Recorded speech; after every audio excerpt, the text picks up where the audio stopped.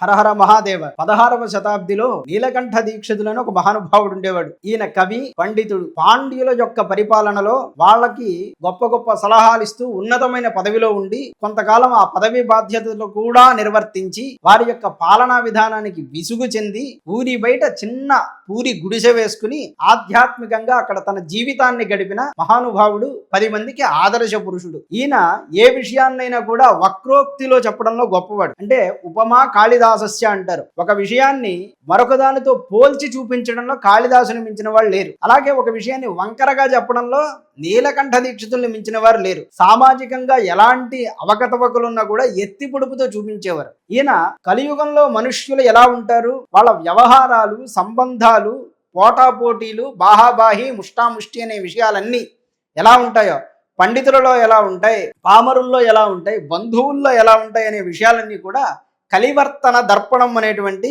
గ్రంథంలో చూపించారు ఈయన. ఆ గ్రంథంలో కవుల్ని కూడా విమర్శ చేస్తారు, ఎవ్వరిని విడిచిపెట్టరు. చక్కగా అందరి గురించి చెబుతారు. చెబుతూ జాతకం గురించి ఒక మాట చెప్తారు. ముందు అది తెలుసుకుందాం. ఈ జాతకం గురించి చెప్తూ, అయ్యా జాతకంలో రాజయోగాలు ఉంటాయంటారు, ధనయోగం ఉంటుందంటారు, గజకచ్చప యోగం ఉంటుందంటారు, ఇంకా ఆ యోగం ఈ యోగం అని చెప్తారు కదా, ఇవన్నీ ఎలా తెలుసుకోవాలి అని అంటే ఆయన ఒకటే మాట చెప్పాడు. నాయన, ఇది కలియుగం. ఇక్కడ ఉండేది ఒకటే ఒక యోగం, ధనయోగం. అది లేదంటావా దారిద్ర్య యోగం. నీకు ధనయోగం రావాలంటే ఏం చేయాలో చెప్తాను, దారిద్ర్య యోగం రావాలంటే ఏం చేయాలో చెప్తాను, దాన్ని బట్టి నువ్వే నిర్ణయం చేసుకో అంటాడు ఆయన. అనృతం చాటువాదశ్చ, చెప్పేటువంటి మాటలు ఇవే. అనృతం చాటువాదశ్చ ధనయోగో మహానయం. అబద్ధం చెప్పడం, ప్రియంగా మాట్లాడడం, ఈ రెండు అతి గొప్పదైనటువంటి ధనయోగాన్ని ఇస్తాయి. ఇది మించితే నీకు ధనయోగాన్ని కలియుగంలో ఇంకేది ఇవ్వలేదు. అందుకే కదా గొప్ప గొప్ప వాళ్ళందరినీ బాగా చక్కగా మచ్చిక చేసుకుని వాళ్ళ పంచన బతకడానికి చాలా మంది ప్రయత్నిస్తూ ఉంటారు. అదే మాట ధూర్జటి అన్నాడు కదా, ఆ రాజశబ్దము నొల్లను చీ అన్నాడు. చిట్ట చివరికి ఆయనకి విసుగొచ్చి, ఆయన సామాన్యుడు కాదు కదా, దేవరాయలు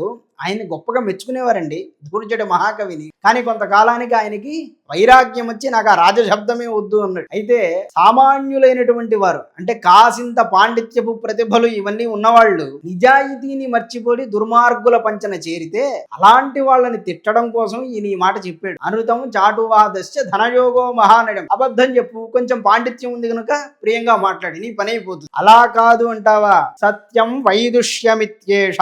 సత్యం నిజం మాట్లాడడం, నీ పాండిత్యాన్ని చూపించడం. సత్యం వైదుష్యమిత్యేష, సత్యం వైదుష్యమిత్యేష యోగో దారిద్ర్యకారక.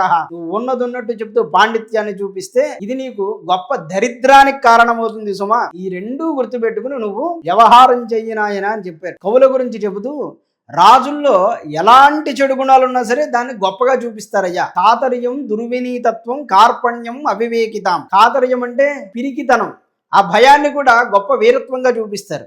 దుర్వినీతత్వం, నీతి సరిగ్గా ఉండదు, ఆ దుష్టత్వాన్ని కూడా గొప్పగా వర్ణిస్తారు. అలాగే కార్పణ్యం, పిసినారితనం, దాన్ని గొప్ప దానంగా వర్ణిస్తారు. అవివేకితం, వివేకం లేకపోవడం, దాన్ని గొప్ప తెలివిగా వర్ణిస్తారు. నిజానికి మన రాజుల కాలంలో జరిగాయో లేదో కానీ మన స్వాతంత్ర్యం వచ్చిన వెంటనే మాత్రం ఇలాంటి సంఘటనలు చరిత్రలో చోటు చేసుకున్నాయి. కొంతమంది పాలకులు మన సంప్రదాయాల పట్ల, మన సిద్ధాంతాల పట్ల అలాంటి సత్పురుషుల్ని, అంటే మనల్ని వక్రంగా చెప్పేటువంటి వాళ్ళని గొప్ప గొప్ప స్థానాల్లో నియమించి మన చరిత్రనంతా వక్రీకరించి ఈనాడు మనకు అందించారు.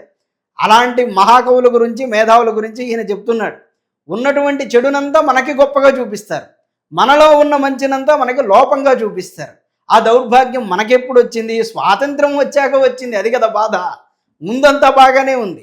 బ్రిటిష్ వాడు మనల్ని తిడుతున్నప్పుడంతా జై భారత్, జై భారత్, వందే మాత్రం అని నినాదాలు చేసాం. మా గొప్పతనం ఇదని చెప్పుకున్నాం. కానీ స్వాతంత్రం వచ్చాక అబ్బే మన వాళ్ళంతా సరిలేరండి అని ఇప్పుడు అంటున్నాం. ఇలా అనడానికి కారణం ఏమిటి అంటే, ఇలాంటి కుహనా మేధావుల్ని, కవుల్ని బాగా పోషించి మన చరిత్రని వక్రీకరించారు. ఆ విషయాలు మనకి ఇందులో చెప్పడం. దుర్వినీతత్వం, చెడు నడవడికని మంచిగా చూపించారు కదండి. మన మీద దండయాత్రలు చేసిన వాళ్ళని మనకి మంచి వాళ్ళగా చూపిస్తారు. ఎంత ఆశ్చర్యం! మన దగ్గర దోచుకున్న వాళ్ళని దాతలుగా చూపిస్తాడు. ఎంత చేశాడు అంత చేశాడు భారతదేశానికి. జ్ఞానం లేనితనాన్ని మేధావితనంగా చూపిస్తారు. ఇదంతా ఎవరు చేస్తారంటే డబ్బు కోసం ఆశపడే కొంతమంది మేధావులు, కవులు. సర్వం మార్జంతి కవజహ అన్నాడు. కవులు రాజుల్లో ఉండే చెడు గుణాలన్నీ కడిగేస్తారు ప్రజల్లో. నిజంగా కడగరు, ప్రజల మనసుల్లో కడిగేస్తారు. ఈనాడు ఇవి ఆ రూపాన్ని ఎలా ధరించే సినిమాల రూపంలో. ఒక నాయకుడిని చక్కగా చూపిస్తాడు సినిమాలో, నిజంగా వాడి జీవితంలో అంతా చేసుంటాడా? ఎన్ని దుర్మార్గాలు చేసుంటాడో యముడు కూడా లెక్క పెట్టలేడు. అన్ని దుర్మార్గాలు చేసుంటాడు, కానీ వాడిని సినిమాల్లో చాలా గొప్పగా చూపిస్తాడు. అలాంటి కవుల గురించి ఇక్కడ నిందించడం, సర్వం మార్జంతి కవలహ, చివరికి వాళ్ళంతా ఏమిటంటే శాలీనాం ముష్టికింకరహ, పిడికడు మెతుకులు తినడం కోసమే కదయ్యా ఈ గోలంతా. పిడికలు మెతుకుల కోసం ఆశపడి రాజు దగ్గర ఇలాంటి నీచమైన పనులన్నీ చేస్తూ ఉంటారయ్యా. ఇదే కలియుగం, ఈ కలియుగం ఇలా ఉంటుంది అని చెప్తాడు. ఇంకొక మాట అంటాడు, వాళ్ళు పొగడాలి అనుకుంటే దేన్నైనా కారణం లేకుండా పొగుడుతారు. జిహ్వా చురచురాయితే అంటాడు, పురపురాయితే. నాలిక ఎప్పుడు పురపుర అంటూ ఉంటుందట. ఎవడో ఒకరిని పొగడాలి, వాడిచ్చేది తీసుకోవాలి. అందుకు అలవాటు పడిపోయిన వాడు నీతి నిజాయితీ అనేది ఉండదయ్యా. వాడు పొగడాలనుకుంటే తుమ్మెదను కూడా పొగుడుతాడు. తుమ్మెద ఏముందండి, అది ఒక కీటకం. కానీ నా మనస్సు అనే భ్రమరం అలా నీ పాదాల చుట్టూ తిరుగుతోంది ఓ రాజా అంటాడు.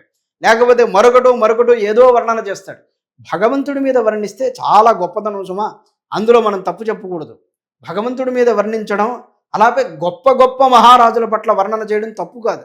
ఎందుకు పనికిరాని మహారాజుల దగ్గర చేరి వాడు వేసి రింగిలి మెతుకులుగా ఆశపడి కవిత్వాన్ని కోతిలాగా ఆడించే వాళ్ళ గురించి ఈ మహానుభావుడు ఈ విధంగా విమర్శ చేశాడు. కనుక తెలుసుకోవలసింది ఏంటో తెలుసా, దీన్ని బట్టి మనకి ఎంత పాండిత్యం ఉన్నా సరే లౌక్యంగా ఉండునాయన అని ఒక ఉపదేశం, అలాగే తిండి కోసం ఎవడి పంచనంటే వాడి పంచన చేరొద్దు అని ఒక ఉపదేశం, జాతకాలు ఎన్నున్నా సరే ధనయోగం ఒక్కటి ఉంది అంటే వాడు అన్నిటినీ గట్టెక్కుతాడని ఇంకో ఉపదేశం. ఇది కూడా సామాన్యమేం కాదు. మీరు ధనం బాగా ఉందనుకోండి, ఏ పరిహారాలైనా వాడు చేయగలడు, సామాన్యుడు చేయగలడా? కనుక ఇన్ని ఉపదేశాలు ఈయన వక్రోక్తిలో మనకు చూపించారు. ఇలాంటి నీలకంఠ దీక్షితులు చెప్పే విషయాలు చాలా ఉన్నాయి. ఇంకా మీకు రేపు కూడా కొన్ని పరిచయం చేస్తాను. ఈనాటికి ఇక్కడే ముగిస్తున్నాను. నమస్కారం.